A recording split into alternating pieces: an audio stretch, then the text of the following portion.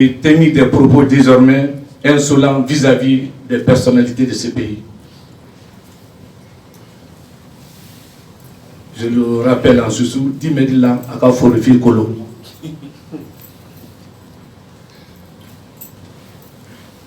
Comme ils ont sapé la transition, l'échec de la transition, c'est le ministre Charles Oren.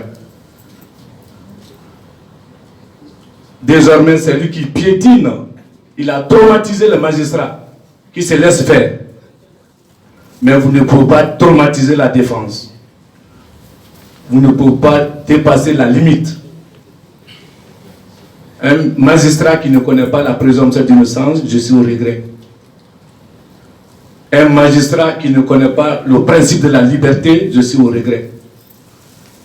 Un magistrat qui confond le parquet général et la charge du ministre de la Justice, je suis au regret.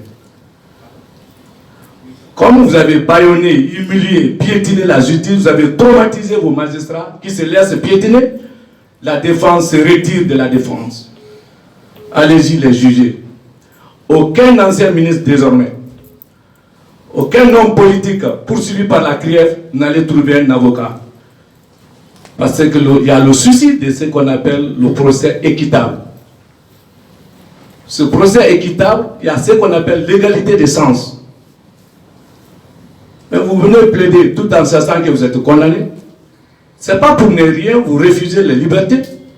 Même si les magistrats acceptent d'accorder la liberté à nos clients, vous refusez. C'est l'homme à l'ombre.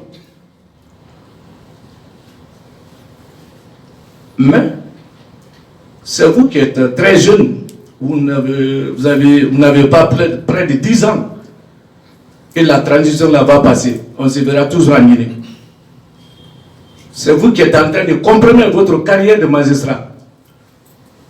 C'est vous, en tant que magistrat, qui avez enregistré Sidi Souleymane Ndiaye ici.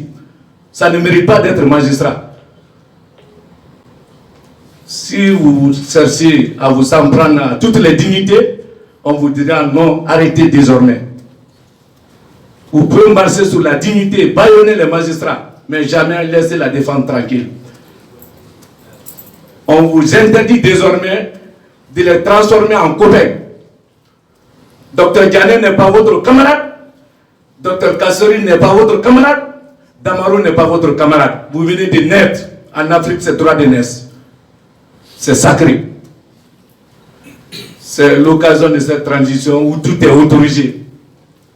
Mais la justice ne peut pas tomber aussi bas que sur les règnes des coups d'État de 5 septembre. Mais n'oubliez pas, si vous êtes fier d'être ministre, vous êtes fruit des coups d'État.